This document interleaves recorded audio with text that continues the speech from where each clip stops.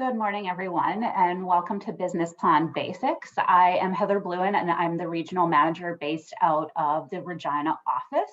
And today we have Amanda Parkinson as well from the Regina office, and Amanda is a business advisor here at WESK. So let me just share my screen and we will get the presentation going. Just want to make sure, Amanda, can you give me a thumbs up if, perfect, thank you. So if you have any questions throughout the webinar, please put them into the Q&A section and we'll be happy to address them once we wrap up the presentation. And as we go through, we do have a few polls throughout that we are hoping that you can pop some answers in so we can kind of see where you are at in your business planning phase. All right. So this is our agenda today. We'll do a quick overview of WESK and why entrepreneurship, and then we'll move into the business plan content.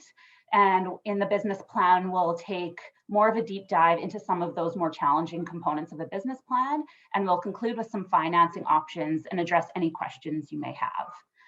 You would have also received some worksheets in the email when you registered for the webinar. These will summarize all the content we cover so that you can have a quick reference document to guide you when you start completing the full business plan. And feel free to populate the worksheets with your ideas as we work through these different sections this morning. So WESK is a nonprofit organization that started in 1995 with a total of 6 members. 26 years later, we now have over 1,200. Our offices are located both in Saskatoon and Regina, but we do serve all of Saskatchewan. And WESK is funded federally by Prairie Scan. So we have 4 pillars of service. With a WESK membership, you can gain access to business advising to assist you in creating your business plan and get feedback and support as you start and grow your business. We also provide loans from up to $150,000 to new or existing businesses, which are majority owned or controlled by women. We also focus on networking and providing relevant resources and training to our entrepreneurs. We have an awesome resource library where you can search templates, worksheets, webinars, reports, and blogs to help you get started or to grow and scale your businesses. We also provide weekly webinars, a variety of networking opportunities, so be sure to check out our events page on our website to find details of all of our upcoming events. And lastly, we provide advocacy on behalf of the women entrepreneurs in Saskatchewan. Women-owned businesses play a vital role in job creation and economic growth in our province. We aim to close the gender entrepreneurship gap by working to promote women-owned businesses, increase the number of female entrepreneurs, and create conditions for everyone to succeed. So that's WESK in a nutshell. So here's a bit about our impact. So we're proud to provide a significant impact in Saskatchewan. We've distributed over $38 million to women entrepreneurs in the province, which helped create over 1,600 jobs. So WESK has been in business for over 26 years, and we have evolved with the Saskatchewan economy to continue to meet the needs of our women entrepreneurs. We are collaborative, diverse, and bold, and these values shape the future of our organization to continually empower women. So what is entrepreneurship? The capacity and willingness to develop, organize, and manage a business adventure along with any of its risks in order to make a profit. So as you can see, there are a few words there in red. So capacity, what skills or knowledge do you have that would be valuable? Do you have the money, time, resources? And secondly, willingness. Does owning your own business with some potential for some amazing perks motivate you? Will you make time for it and find that hard work satisfying? You need to be passionate, but also strategic. You must have a plan. So what makes a business successful? Having a clear vision is a must. Then you can start your business plan where you will articulate your skills, marketing, and short-term goals. You will be willing to understand what you can do and where you may need to delegate and find support, so you can remain passionate and focused on your business vision. So we have our first poll of this session. Do you have a business plan? And I will pass it over to my colleague, Amanda, to take it over. Yeah, so we'd like you to just, we're going to have a poll pop up here pretty quick. And if you can just let us know if you have a business plan, if you're working on it and it's done, if it's in progress, or you haven't started yet. And we'll give you just a few seconds to answer that poll.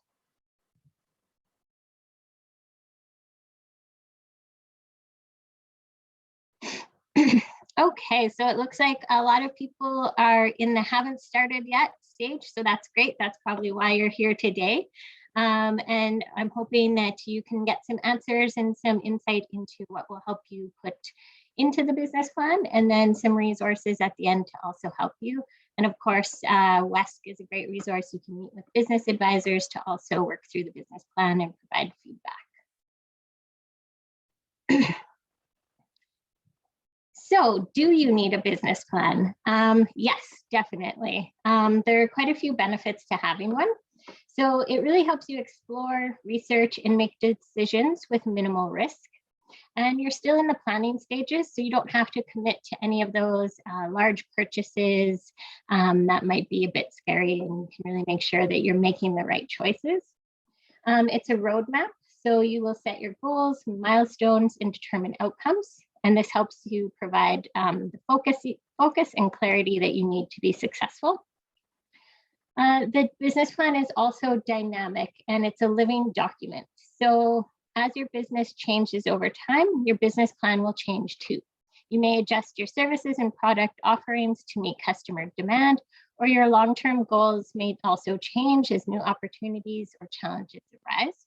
And that's okay. Your business isn't intended to be set in stone, but it will give you the focus that's helpful in times of growth, as people may tell you to expand into future opportunities, or expand your services or products, or invest into other avenues such as marketing. And then you can go back to your business plan and you'll have the confidence to say, that's a great idea, but it doesn't really fit into my plans, or maybe in the future. And then you could say also, really, that does fit into my business strategy, and I should really be looking at that. So that business plan gives you that confidence to make those decisions as things come at you. And the business plan is also needed for financing and grants. So your business plan is assessed for its thoroughness, rationale, and profitability, among other factors. So we will get into that later on in this webinar too. So we're going to move into the next section, and we'll be looking at the business plan in greater detail. We'll explore the 4 pillars of business: marketing, operations, HR, and the financial plan.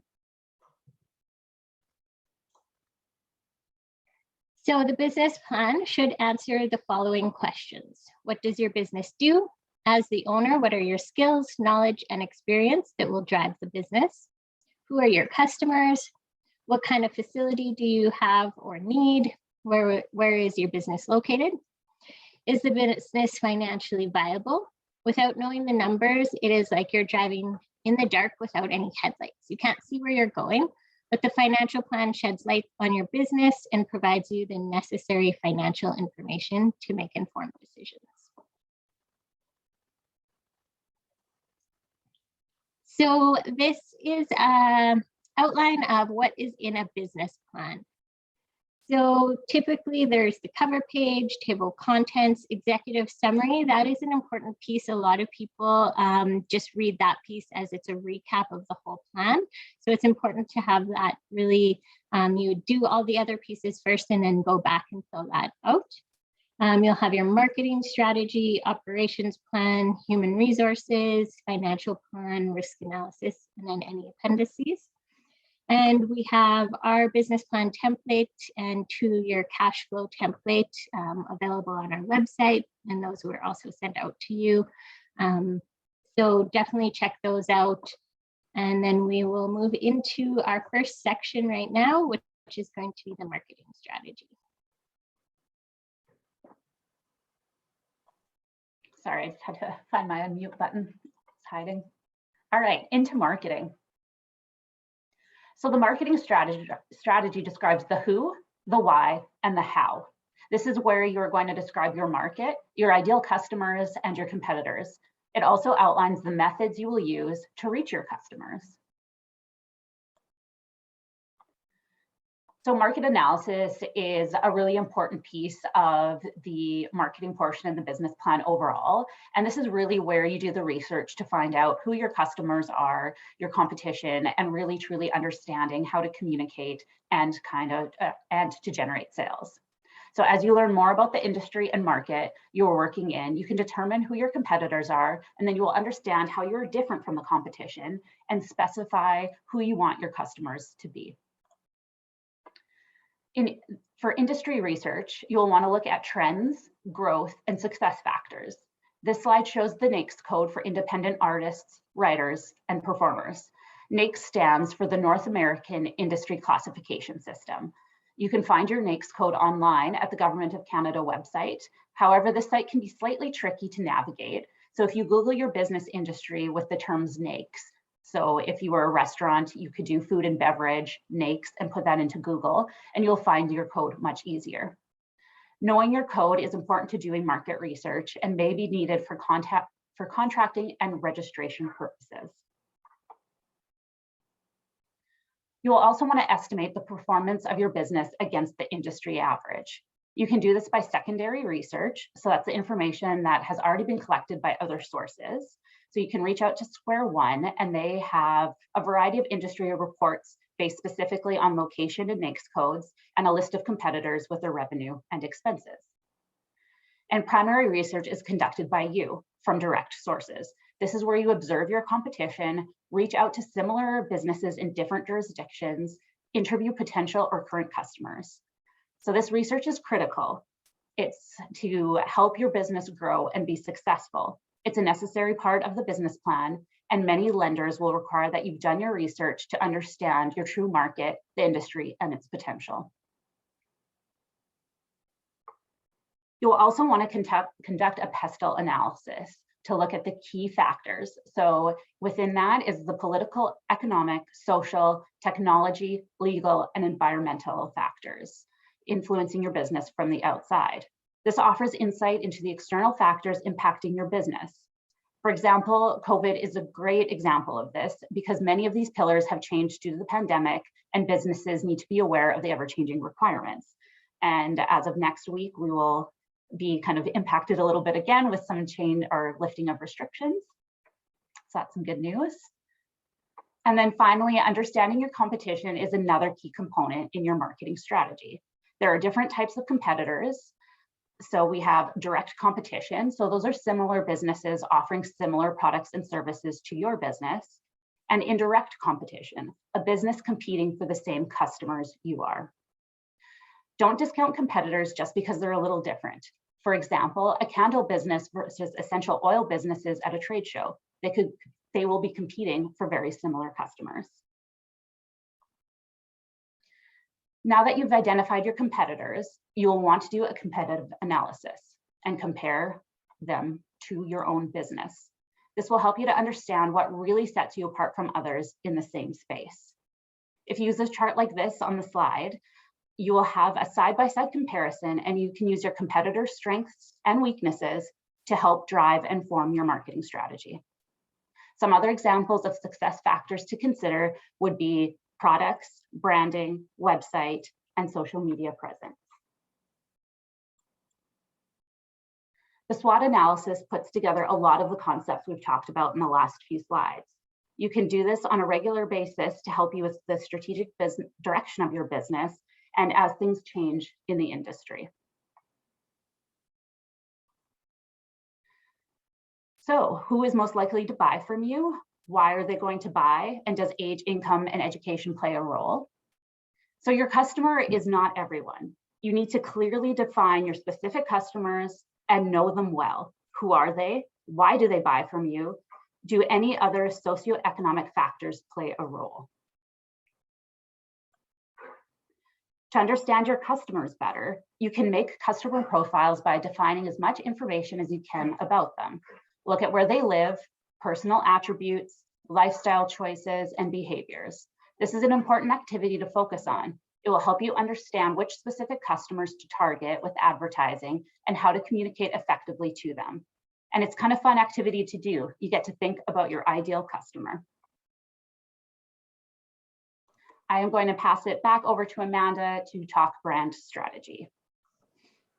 Okay, so what is brand? It is difficult to define as it has evolved from the standard dictionary definition because a person's perspective of a product, service, or experience.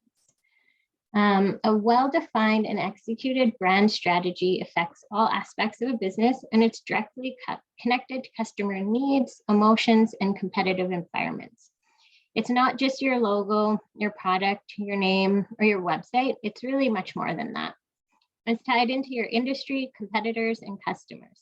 So some things to consider with your brand strategy. So brand defines your purpose and your promise. It's more than profitability. It's really your why. Consistency ensures that your messaging works seamlessly throughout your marketing, from social to website to packaging. So really having that consistent message. There's an emotional part of brands. So think relationships and communities. So for example, Jeep has Jeep communities where like-minded people seek adventure and freedom. There's actually a Jeep Saskatchewan Facebook page. Brands should be flexible. Sometimes you might need to rebrand. WESK actually rebranded in 2016. We wanted to stay relevant and fresh, and we wanted to be able to continue to distinguish ourselves from competitors. You'll want to recognize and celebrate your loyal brand ambassadors. So these are your customers that you know and that have loved your brand from the beginning. It's really important to reward them. It could be as simple as a thank you, or you could do more. And always keep tabs on your competitors to keep your brand unique and strong. Brand strategy could be a workshop on its own, but we do have more resources available on our website. So if you need to learn more about branding, definitely check out our resource library, and there's other webinars available on that content.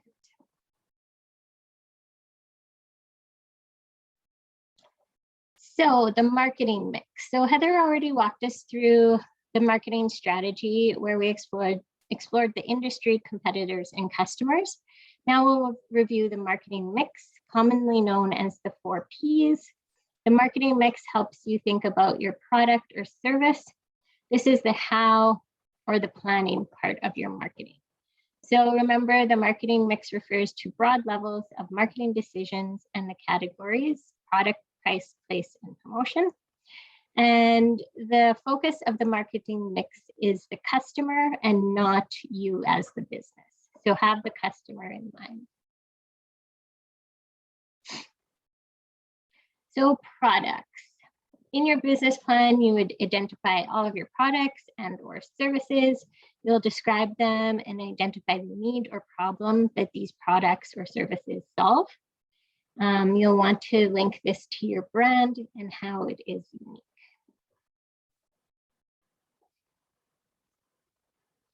So pricing. Price is the cost that consumers pay for a product or service. There's many ways to price products and services, and you can use these strategies to find what works best for you. Your goal is to choose a price that will maximize your profits. There's many ways to price. This is a challenging part for a lot of entrepreneurs, but these are some of the common options you can evaluate and see if they work for your business model. You can use a combination of these strategies as well. So you'll really have to do some research and kind of sit down and think about what works for your business. So there's cost plus pricing. There's cost plus pricing. So that's determined by your cost of goods and markup. So a jewelry designer would need to calculate the cost of goods sold for each of her jewelry pieces. There's competitive pricing, which is based upon what your competitors are charging. So a jewelry designer would want to look at the competitors in her space and research what they charge for products and charge similar prices. There's value-based pricing. So this is based upon what the customer perceives the value and worth to be. You'll have to be in tune with your customers. So that's why creating those customer profiles would be really helpful. And this ties back into your market research on those customers, so really getting to know them and understanding them. So a jewelry designer might be creating beautiful pieces, and the price can also be determined by the value perceived by her customers. Premium pricing is the price set high, indicating a luxury or high value or premium item. So the prestige is based upon the perceived value of the product. This is directly correlated to brand awareness and brand perception, often used in the fashion or technology industries. There's hourly pricing, which is often used by consultants. So it's basically time for money. And then there's project-based pricing, which is the opposite of hourly. It's a flat fee charged for the project based upon project deliverables. So like I said, this can be challenging and overwhelming for entrepreneurs. It can take a few tries to get it right, but really doing that research is essential. Then there's place. So you'll need to make a decision about where you'll sell your products or services and how that can be as effective as possible. So should you lease a space or own one? Would it be a home-based business or an online business? If you're already operating, where's your business currently located, and what if you need it to grow? So COVID has impacted many businesses and their locations. Those who were already online or digitally were ready to weather the pandemic quite well. Businesses who weren't online had more challenges. And lastly, we have the promotion. So promotion is the communication part. So what messages you will deliver to your customers and how they will find you. It encompasses advertising, public relations, messaging, sales promotion, special offers, all of those things. So in the marketing strategy section of the business plan, you would have researched and created those customer profiles. Now you can choose promotional activities that make sense based on those customers. So would social media make more sense for them? Maybe media, or maybe a print or TV or radio advertising. So really understanding those customers and where they're finding their content is important. Okay, so we have another poll here, so that will pop up right away. We're just wondering, have you done any research? What kind of research have you done? Have you looked at industry trends, analyzed your competitors, customer profiles, or you haven't started this yet? So we'll just give you a couple of seconds to fill that out.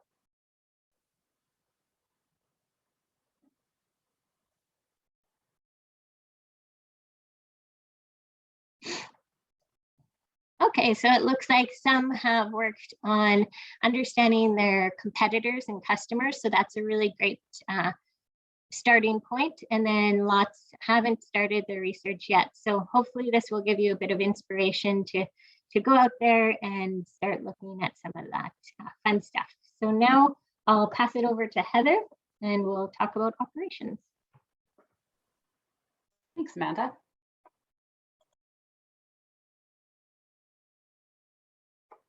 For your operations plan, you'll need to consider location, equipment and materials, your operating procedures, staffing and management structure, growth plans, business structure, regulations and registrations, and capacity.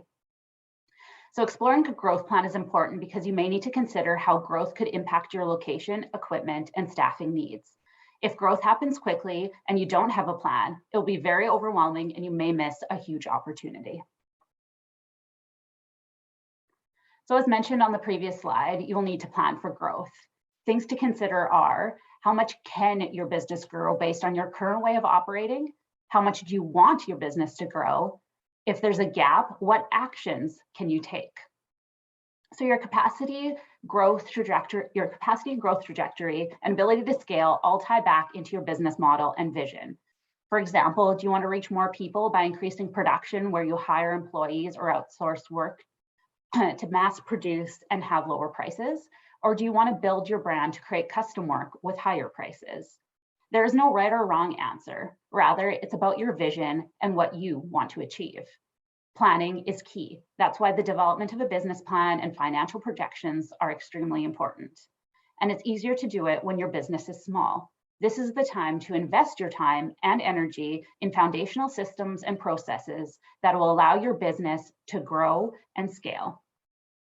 For example, finding the best e-commerce software for your needs will ensure that you use this tool to be more efficient so you can focus on the parts of the business that will drive growth and less on the day-to-day admin tasks. It's really important to resist the temptation to slap together a bunch of inexpensive and inadequate options and think ahead to what will serve your business best in the future. Have a forward-thinking mindset.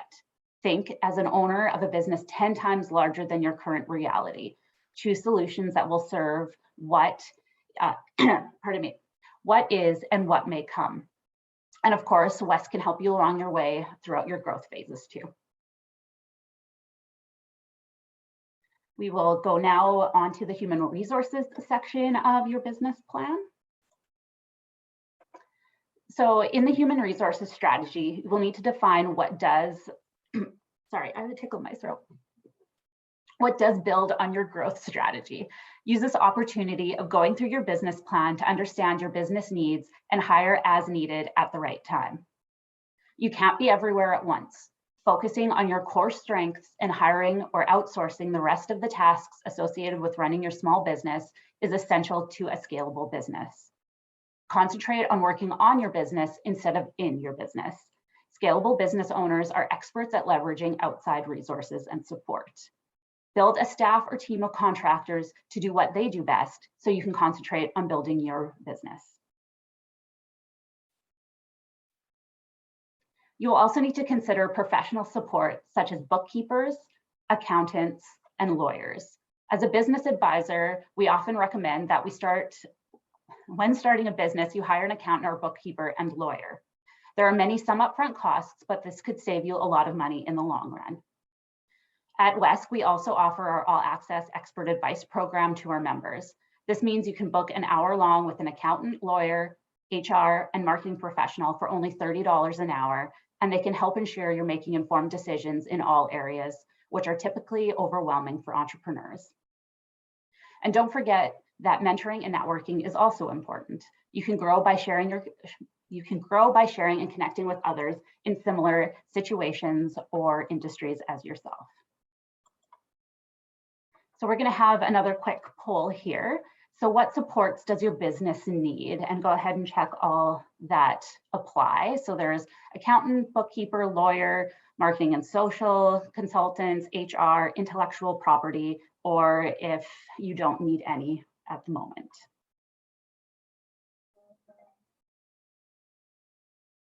I'll just give you a few more seconds here.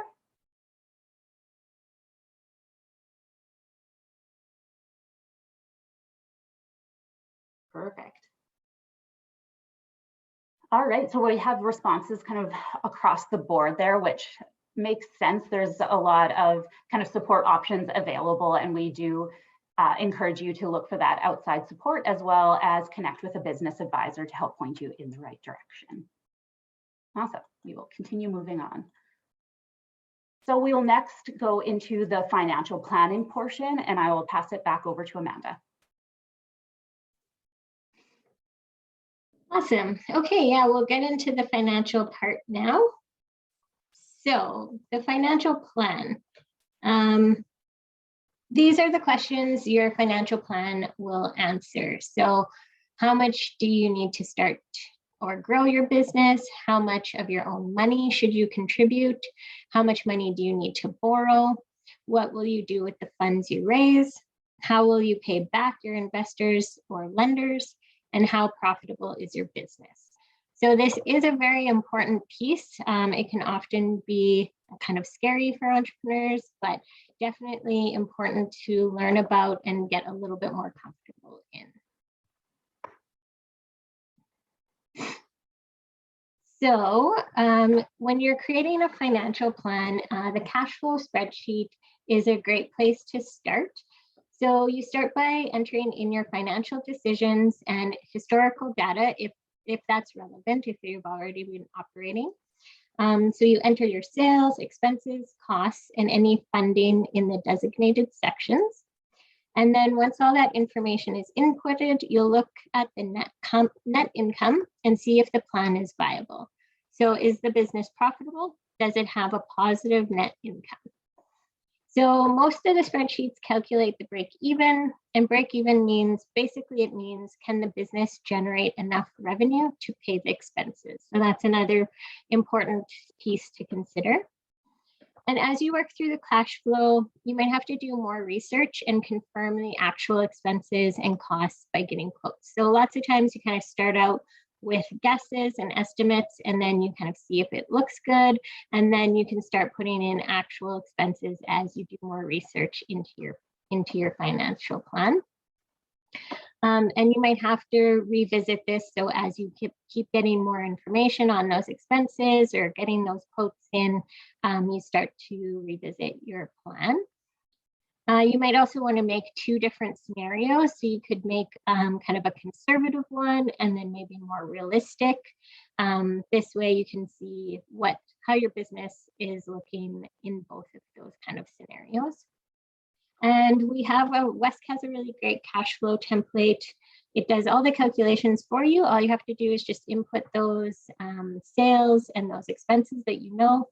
And then also you can meet with a business advisor and they can walk you through this activity too. So definitely a great place to start is that cash flow. Some other pieces you'll want to examine are your income statements and balance sheet. So we won't discuss these in detail, but they are very valuable information for your business. You need to know and understand the financial information in these statements so you can make sound business decisions with the goal of operating a successful business. We highly recommend working with an accountant or a bookkeeper. They can prepare these, but it's also useful to sit down with them and actually understand what the numbers are saying. So there's many benefits to understanding a business financials. The first one would be you can assess your business performance. So you can track your sales and monitor your sales goals. You can then plan your sales and marketing activities based on your marketing budget. So if you're doing well, you might want to put some more dollars into marketing. And you can also control your inventory. Understanding your financial statements also helps you plan better. So you can look at your sales for each December, say, over the last few years and project what your sales might look like for this December coming up. And then you can decide how much inventory to buy or manufacture based upon that past performance. So having that historical information is really useful. And then also having the up-to-date financial reporting will make you ready to approach a lender or funder. So if a business opportunity arises and you need to act quickly, it will be very handy to have these reports ready to go. Risk analysis is another piece that you'll want to have in your business plan. So risk is defined as an uncertainty that could render a business inoperable or cause financial insecurities. So the risk analysis in your business plan is to show that you've considered all the risks that might be potential to your business internally and externally, and how you might be able to plan for those if things go wrong. So this is important because, you know, if you're looking at going to a lender, they would want to know that you've considered all of the kind of worst case scenarios and that you have a plan to mitigate those risks. So some examples might be an internal risk to your business might not, it might be not achieving the sales that you projected. So you have lower sales. How would you mitigate that risk? Would you put more effort into your marketing plan? Maybe you need to hire a marketing agency. There could also be external risks to your business. So COVID, again, is a really good example of this. You know, are you able to pivot and grow? some industries were really impacted, such as tourism and entertainment industries. So just being able to understand that that could be a potential and what you would do if that happened again. There could also be personal risks. So say you're the owner and maybe you're the owner and only employee of the business. What happens if you become injured or become ill? So again, another pretty prominent thing that COVID brought up. So like I said, understanding all the risks that could impact your business and creating a plan to mitigate those risks will reduce a lot of stress if those worst case scenarios happen.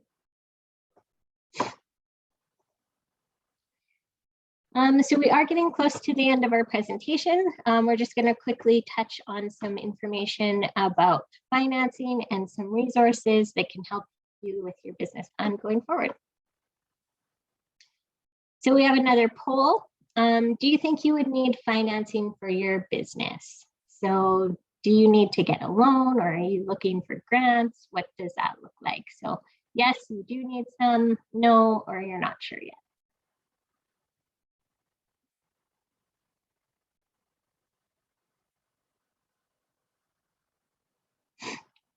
So it seems like a lot of people are thinking they will need some sort of financing. So that's great. We'll kind of give you a few tips going forward here on what to consider for some financing.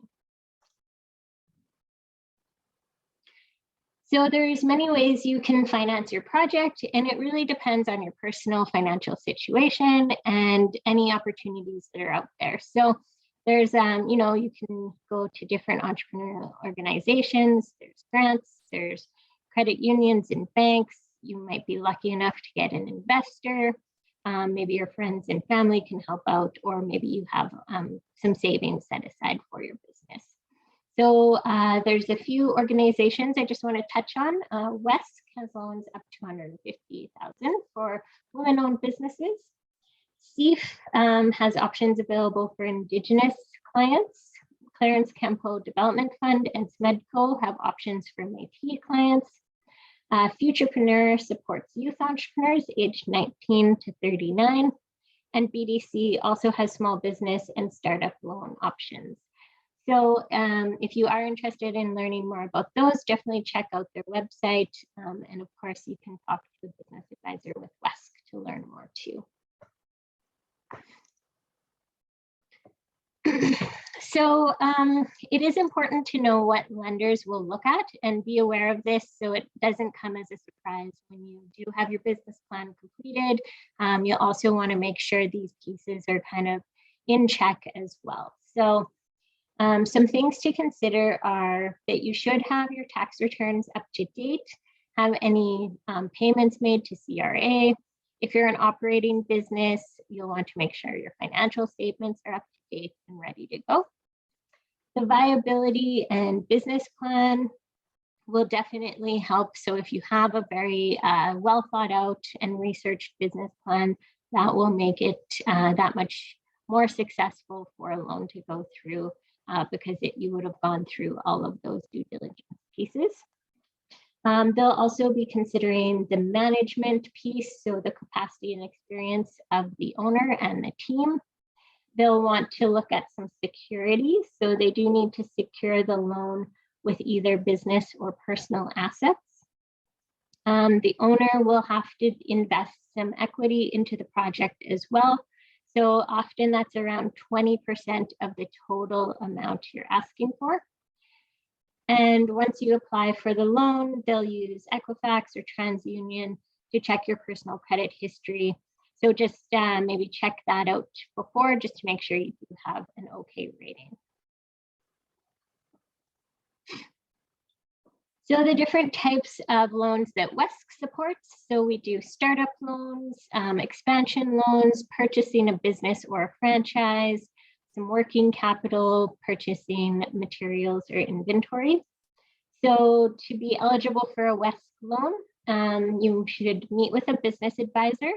They will help you complete your business plan, cash flow, and make sure all the required loan documents are good to go. You have to be a woman-owned or controlled business and operating within Saskatchewan. have 20% equity, be a WESK member, be a Canadian citizen or landed immigrant, and have some sort of security or collateral.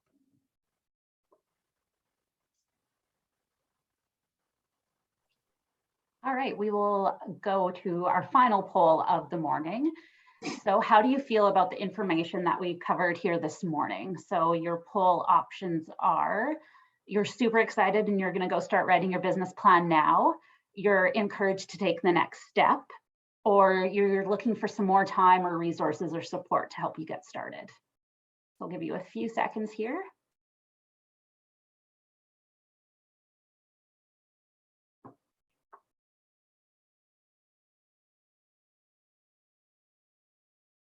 All right, it looks like we have the majority are encouraged to take the next step in their business planning stage. So that's wonderful. There's a few that are going to go write their business plan right now. Awesome. And a few that still need some more time and resources, which is perfect. We, as Amanda mentioned, have a very robust resource library on our website, as well as our amazing business advisors that are there every step of the way for our entrepreneurs.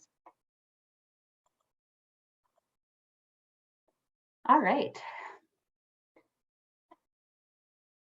So this is kind of some of the overview where, pardon me, of what we covered today. So if we missed anything, we can definitely send additional resources. You can check out our resource library. You can also look at getting a WESK membership and start booking in with a business advisor to talk more about your goals and your aspirations and your vision for your business. So we also have a few links up on the slide here to kind of help you start navigating where you need to go and where you can start looking for some support on our website. And that concludes our presentation for this morning. So I will stop sharing our screen here and we will start taking a look at some of the question and answers that, or the questions that we have in the Q&A.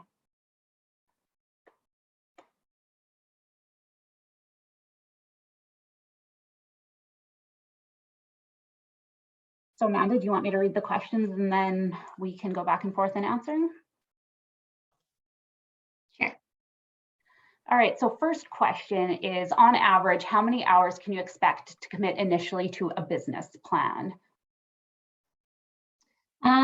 So typically it does take quite a bit of time. We do say it can take up to 40 hours. There's a lot of information. You can definitely work with the business advisor with WESK, and they can break it down into more manageable pieces and provide feedback on the content and then go back and forth that way. So it makes it a little bit more easy and not quite so overwhelming, but it takes quite a bit of time. Perfect. Going back to secondary research, can you please review the resources we should take a look at? So for secondary resources or research, you really want to look at what is already published. So you can really start with a Google search and start looking at industries and kind of competitors that way. But we really encourage going to Square One. And I'm not sure if Josie was able to post that in our chat earlier, but Square One has a lot of resources or research reports that you can request for free. And it can be as specific as a city and looking at competitors within the city, as well as a national or as broad as a national outlook in the industry that you are looking. Thanks, Josie, she just popped it in there. So it'll give you industry trends, where things are looking, what the saturation is, barriers to entry, and all of that great information. So it's really about trying to get your hands on as much information as you can and pair that with your or your primary research as well, and just kind of taking a look yourself and going to not necessarily snoop and spy, but like get an idea of what's going on, kind of where you're planning to start your business. And Amanda, I'm wondering if you can help me out with this one. Does limited status require a lawyer? We recommend when setting up any kind of business entity that you consult with a lawyer, just to make sure that the business structure is right for your needs and the business model that you're choosing. So I would probably recommend getting a lawyer to help you through that process. There's a lot of different moving pieces with that too. So. And that's something that our all access experts can help kind of shed some light on as well. And that's the $30 an hour for members to sit with one of those professionals. I don't see any other questions in the chat box. Josie, did you see any come through in the chat at all while we were going? Doesn't look like it. Looks like a couple more popped up here. Oh, did they? Oh. So you might be able to answer this one, Heather. Do you have any stats or trends about the growth of women-led businesses in WESK?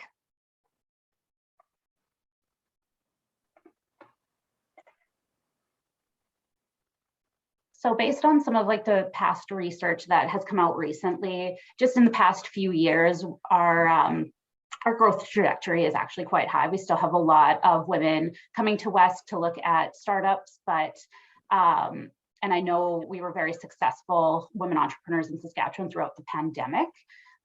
So there is that trend that, especially coming out of that pandemic when people were looking to different options and exploring different opportunities, a lot were starting to look at entrepreneurship and trying to see what was viable and how they could kind of implement some of their businesses.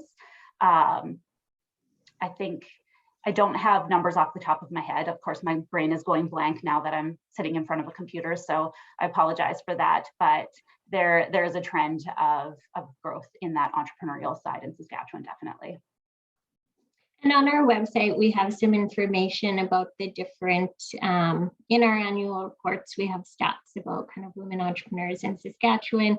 And then we also have the different work that we've been doing with our Saskatchewan Advisory Committee. So they launched a pretty large kind of overview and scan of the environment and how just, supporting women entrepreneurs will just lead to more economic growth and opportunities for Saskatchewan. So definitely check out the website under our Supporting Women tab and About WESK tab. There's lots of other information there. It's just hard for us to know all the stats off the top of our heads.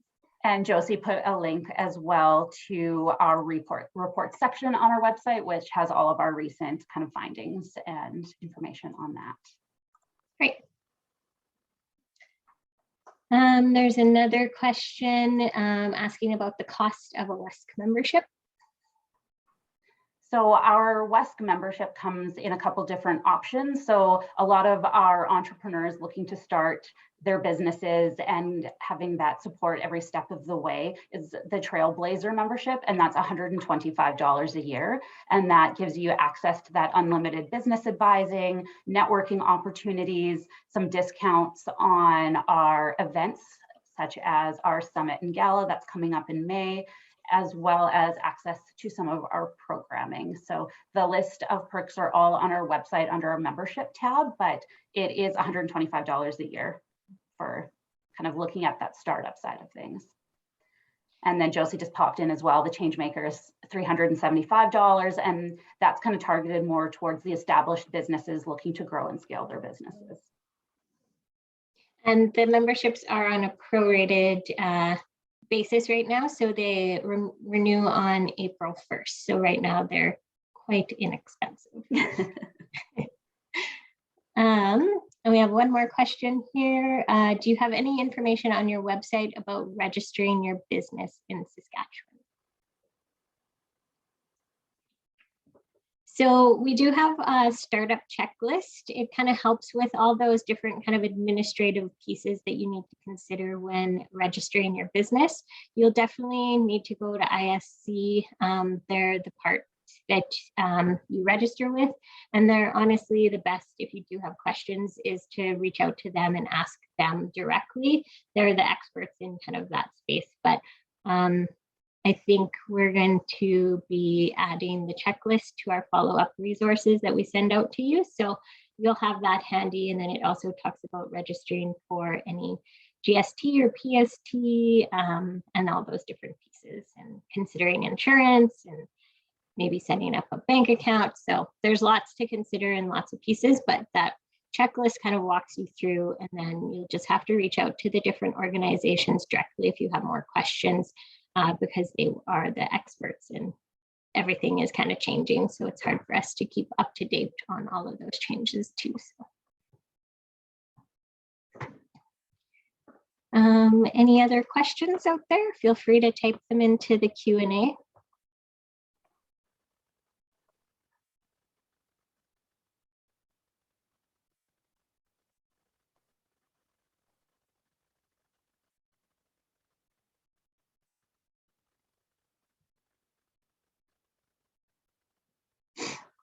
Doesn't look like any more are coming in, and I don't see any in the chat. So maybe we will just wrap it up here. And I want to say thank you to everyone for attending today. And if you have any questions, don't hesitate to reach out to WESK and we will be able to point you in the right direction. Have a great day, everyone. Thank you. Bye. Bye.